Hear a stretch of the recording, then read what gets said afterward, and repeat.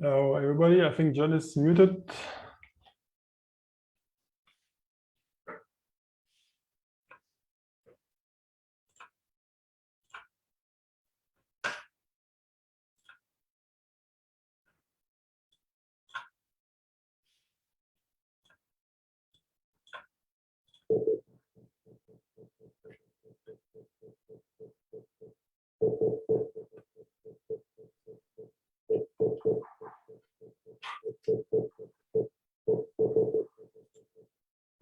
Thank you so much.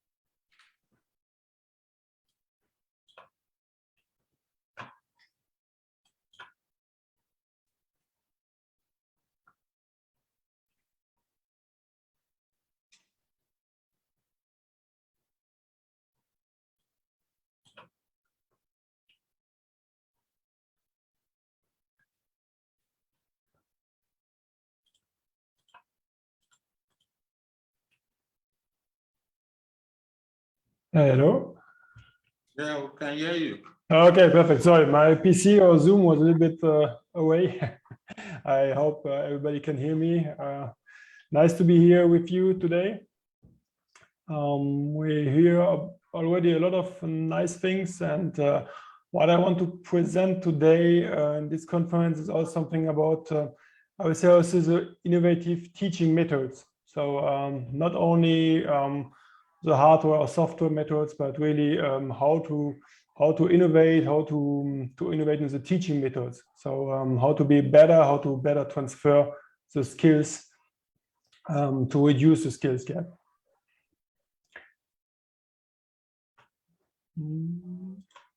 Okay. So first of all, I would say it's very important to know that, of course, the world is full of innovation. We already speak about it. We hear it also in the first presentation that in Nigeria, everywhere in the world, we have a lot of technology. The technology is already there. It's not that you can stop it, break it, or slow down it. No, the technology is there. And yeah, where the technology is, you need also skilled workers. So you need skilled workers for a lot of topics. All these topics are included in the new technology which are available. Could be network, could be electronic technology, PLC technology, automotive. All modern cars are all over the world. PLC processing, you will find it in all companies, brewery and others, chemicals, and of course also renewable energies. Just to give a small example of all these skilled workers you will need. And these skilled workers, they will not fall down from the sky. You will have to train them and to give them the competence, the understanding. And this is a huge project. And yeah, I will just give you a question.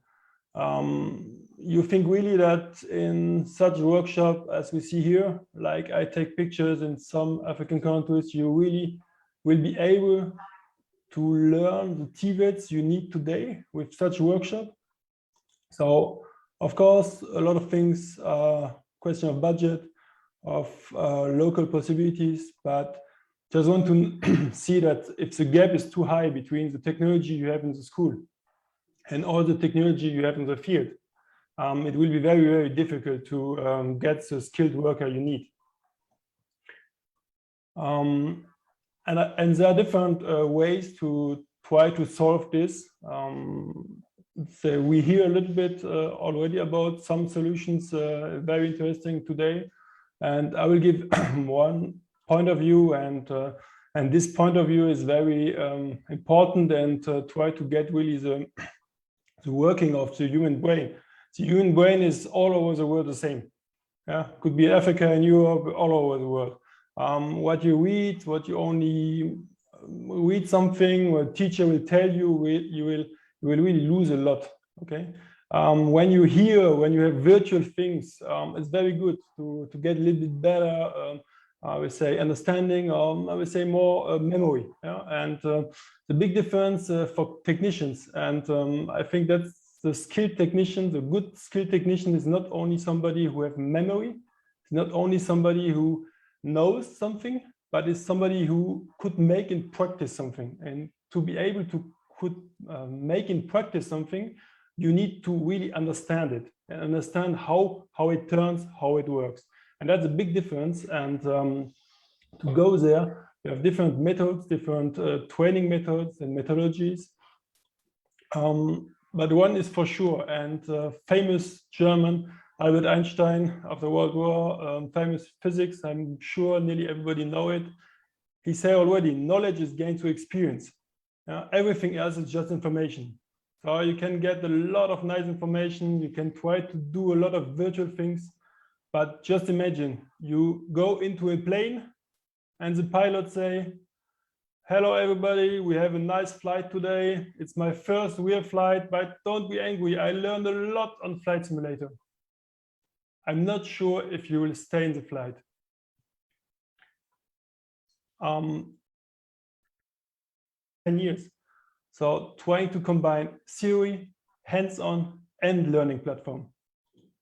And all this together, we call it like smart classroom. And smart classroom is not only one technology. Smart classroom is like all technology we can transfer with blended learning and with hardware and software together to really be able to facilitate the transfer of skills. So from the teacher to the students, also to improve the teachers and to re-qualify the teacher. We call this blended learning. I just made a small pass today because time is really, really short. But with pleasure, we can make them after presentations or going more in details with people who have really interest to modernize and to get this technology inside of their own institute. Here's a small example of smart classroom where the teacher can, of course, have a look at all the students, and the system is smart. It's like also a modular, multi-function classroom. So yeah, I know it from a lot of institutes. There's one department, there's other department, but yeah, we have technology that we can mutualize and we can put together different departments into one multifunctional classroom, which could be used for a lot of different specialties. Another example here, we have a very concrete thing. It's a car, it's a real car, but it's perforated, and around the car you have also smart classrooms, so all connected system where you can learn step by step with the help of the PC, the different topics. Here also for a very important topic for Africa, for energy.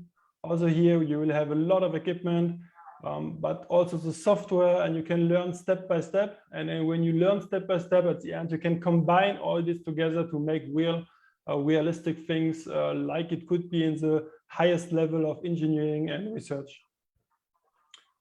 Yeah, how we do this, we have like a full environment of learning environment. You will see this environment is very flexible. Let's give you some key aspects here. It's combining, of course, software and hardware. This we hear a little bit today, but for us it's totally normal because we do this on more 10 years now. It's competency based. You have measurement tool inside. Of course, you can edit content, but you will also get a big package at the beginning that you can directly start. But it's very important in Africa, but all over the world. Of course, we have a lot of languages available, English, but also French, Portuguese, Arabic, and a lot of other ones for different countries. And what I think is also very important in the last point is all these contents, all these features are available offline and online, or online. Then that's very important. So we can speak a lot for online solution. Maybe it's the best one, maybe, yeah, but if on place you don't have a stable internet connection, then the online solution will not be the best one. So maybe in 10 years, but what we want to do is giving the skill today, and giving the skill to the young people today maybe is also with offline solutions a good way. Maybe after we can pass to online, but we try to do everything and to have solutions for all say all specification and all local reality. Very important also for students is nearly self-learning. So the student learn also how to learn. So the students will make small exercises, get directly a feedback, search an information, make an exercise, get a feedback. And that's module by module, question by question, exercise by exercise. Very important that you also will be able to be more independent. Not only the teacher say, you will do an exercise. No, he will try to get by himself and look into our system and find out how to do, what to do, and learn step by step. And there are no miracle. You can maybe ask God for some miracles, but for other things you have to work, and you have to work step by step to just integrate all the skills in you. And it will take time, but it's very important. And for a lot of point, it will be also nice to have it on place. And just to give an idea, don't imagine that it's not a reality, even in Africa. So it's already a reality in some training center we equipped.